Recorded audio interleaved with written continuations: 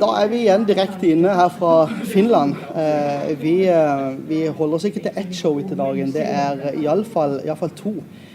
For av og til når vi treffer mennesker, så det litt spennende, Line, ikke sant? Ja, veldig spennende. Ja, og i dag så har vi jo hørt på litt foredrag og litt sånne ting, og ettermiddag så skal vi ha gruppearbeid. Nå har vi hatt lunsj, og da skjedde det noe i lunsjen. Vi traff en del mennesker, gjorde vi ikke det? Jo, det gjorde vi. Vi var så heldige at vi satt oss ned med amerikanerne og skulle prøve å få de til å komme til et intervju. Ja, hva opplevde dere? Hva snakket vi om? Var det noe spesielt som... Snakket mye om at det veldig forskjellig fra Norge og Amerika. At der det ikke nedsatt i loven at det må feies eller gås tilsyn. Så det egentlig fritt frem. Og de fleste feiere i Amerika, de også murere og rehabilitører. Og de fikser egentlig skorsteinene og reparerer dem. Du, skal vi bare sette i gang? Bare spørre deg selv i stedet for... For de jo her. De jo her. De kom helt fra Amerika for å snakke med oss. Ja. Jeg synes det ganske sporty, egentlig. Veldig sporty. Ja. So, thank you so much for wanting to speak to us. I'm here now with Chuck Hall and Mark Stoner. So, would you start by telling a little bit about yourself? Well, my name is Chuck Hall, and I'm the current president of the Chimney Safety Institute of America. I have a business in Washington, D.C. The Chimney Safety Institute of America is our credentialing association for chimney professionals in the United States. And we have a school located in Indianapolis, Indiana. And we have a school and classes that travel all around the country, but the school is in Indianapolis. And we have that 4 times a year. Okay, yeah. Mark. Hi, I'm Mark Stoner. I am the current past president of the CSIA as well, and I also have a business in Nashville, Tennessee, a chimney sweeping and chimney repair business. I also have a chimney franchise where we start other chimney companies around the U.S. If you're interested in chimneys, we try to help you get started in that business. Yeah. We were just saying in Norwegian that there's big differences between the Norwegian chimney sweeping and the American. So we were wondering, in your profession, you also fix the chimneys? That is correct. Yeah. So in America, we have a very narrow specialization in that it's cleaning, and then most companies also do repairs. Yeah. We don't do energy audits. We do not install heating equipment. We do not run gas lines. No. But we sweep chimneys and fireplace flues and furnace flues, and then we repair them. We rebuild them with brick and mortar and stone, as well as relighting and installing gas appliances and wood-burning appliances. Okay. So basically, when you're out sweeping and you see something is wrong, you also can help the owner repair it. Yes. That's exactly what we do. Oh, okay. Do you want to tell them a little bit about it, Mark? So, in the U.S., there's not as much regulation. So for us, we have to make sure the customer's happy. They're the ones that really have the most regulation. So when we make recommendations as to what's wrong with the chimney, it's up to the customer to decide if they want our company to do it or they want to hire someone else to do it. So we have to be very good at customer service. We have to be very good at our work and our craftsmanship. And if we're not, the customers literally decide with their pocketbook if we're going to be in business or not. So it's kind of different. We don't have the government doesn't regulate our profession in that way, in the same way. Okay. So you have to be very service focused. But do you have any, do you get any help from like the fire department? So in this case, we don't. The fire department literally just puts out fires. They're mostly reactive. I know that we were talking earlier, and you have a whole prevention side. Yes. And from what I understand, most of our fire companies are more in the fire suppression and not really in the prevention side like they are in your country. So we don't get help from them necessarily. They can't recommend our company. They can say, yes, you should have your chimney cleaned and inspected, but they can't tell them what company to use. Yes. And they're not, I don't think, probably as proactive as you are. Yeah. Therefore, it's also very important that when you're out sweeping, you also tell the owner, hey, there's something wrong here, we need to fix this, because it's a safety issue. That's your job, and it's not like the fire chief or something. Absolutely, and there's something called failure to warn. Yeah. So if we're out at a home and we inspect the home and we find something that we think is an issue, Yeah. then we must let the homeowner know, and it must be in writing. And we have warned the client that we believe that there appears to be a problem with their system, and we advise them not to continue to use it. Yeah. But that information stays between the client and the company. We do not send paperwork to the government. Okay. But that all the chimney sweepers in America, they documented, you say in writing, that something is wrong here, you need to fix it in order to use your chimney. Correct. Most of the companies document everything in writing. Yeah. And a lot of companies have moved to paperless systems with iPads and things like that, and really a more professional Yeah. way of going about business. But there are still some companies that are using paper and pads. Yeah, of course. I think it's also that in Norway some places. Oh yeah, I use paper all the time, and she uses the iPad. Yeah. So I'm the old school, and she's the. You're the dinosaur. Yeah, he's the dinosaur. And that's how it works. Yeah. Yeah. So what do you think about the conference here in Finland? Well, this is the technical conference. Yes. So it's pretty technical. Very. And sometimes they've done a really nice job with translating. Yeah. And other times not so much. And I feel most Americans, we only speak one language. Yeah. So we feel a little less educated than some of the other people like yourselves who speak perfect English as well as your native Thank language. you. Well, thank you. And so we need the translation done, and that's fine. Some of the programs today were a little dry. Yeah, and also when it's very technical with a lot of numbers and about the science of the chimney sweeping business. It's very difficult to stay focused. You know, it's for us as well. We get a little bit tired, but it's also interesting, the reports, the conclusions. I think that's the important part to take with us home.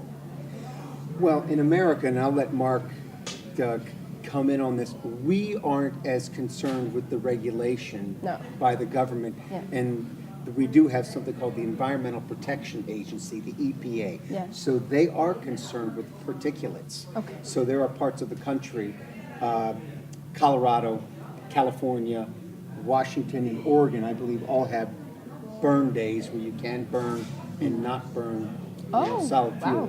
Yeah. Right, certain jurisdictions. It's not the whole state. Am I correct on that? That's right. Yeah. So basically, you can't use your fireplace in a period of time. In certain areas, In that's certain right. And areas. it's kind of becoming more popular. Certain cities are adopting, they do the air quality tests, and then the EPA decides if they're going to have certain days where they can't burn solid wood appliances. In fact, in California, many of the whole neighborhoods are put in with no fireplaces, no gas appliances, and they're what's called net zero, where they have to actually produce as much power as they need, the house does. And so therefore fireplaces and anything that they would consider inefficient are not going in new construction. So it's a little bit of a concern to our industry. Yeah. But again, in my area, 57% of houses have fireplaces in them. Yeah. And so I'm in a population of 1.8 million people. There's a lot of work for chimney sweeps to do, and there always will be, as long as we can repair chimneys in the U.S. Yeah. If we got out of being able to repair chimneys, sweeping of creosote and sweeping of wood appliances kind of gradually is less and less in the U.S. So that's part of what's going to make our industry grow, is the fact that chimneys break down. They have issues. So it's good for us. But at this conference, we still learn a lot, even though a lot of things don't translate to the U.S. Yeah. There are a few small nuggets. Some of the studies they have done, some of the testing they have done are really they help our education system too. So we'll take it back to the U.S. and say, this is what we learned there. And in fact, a couple of things that we have been teaching, we found out today were a little bit wrong. That some of the studies, well, so you remember the study about the top-down burn versus the bottom? So we've been teaching that the top-down burn was the best, most efficient way. But you saw the study where it actually had more emissions and so we have to change, that. Yeah, but that also depends a lot on the fireplace, the furnace, which type it is. Sure. So for us, it's good information. It's good to say good. It's not so black and white. But having those studies done, we don't do those in the U.S. No. So we can use those from other Right. countries that's and what's save great. us time and money. Yeah. How It's is very your interesting. relationship with your customers? When you're there before you're coming, when you prepare yourself to be there in their area. How is everything? So that everyone, that's the great thing about America. You can run your business any way you'd like. So what we do is we send out an email to the clients saying, we're coming. And please don't have a fire the night before. Please move things out of the way. Whatever, we're going to remind you. Then the morning of, we send a text saying, we're coming. And we'll be there today between 8:30 and 10:30. Then when the technician, we call them technicians, when the technician is on the way, he calls and says, hi, Mrs. Jones, I'm on the way. I should be there in 32 minutes. That's what my GPS says. So now we've already touched them 3 times, letting them know. Usually in the email, there'll be a picture of the person that's coming. Yeah, smart. Well, in America, if you don't do a good job, you don't get asked back. Yeah, So the more professional the company is, the better business you're going to be able to do and the better customer service. Then once you want to ask them that. So, but what's different is it sounds like you're in your country, you go to an area, you were saying you walk down each side of the street. That is not how it is in the U.S.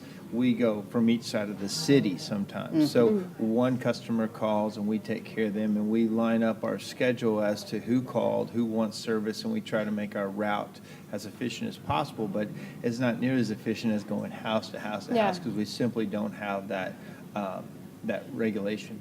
But then do you set a date for a next appointment that you think the sweeping should be done? Or We do, but in the U.S. it probably averages, I think, about once every 5 years is what the average person does. Now, we recommend annual inspections and cleaning if necessary. It's recommended that way. Probably, if you're a heavy burner, most people every year or 2, but the average homeowner, I don't know if it's the same in your area. 3 years for me. 3 to 5 years. Yeah. So it's a little bit different where you live and how much they use maybe the fireplace. That's right. Yeah. Yeah. Okay. And does the customer need to be home when you're there, or can you work by yourself? Well, because we repair the homes, we like the decision maker to be present.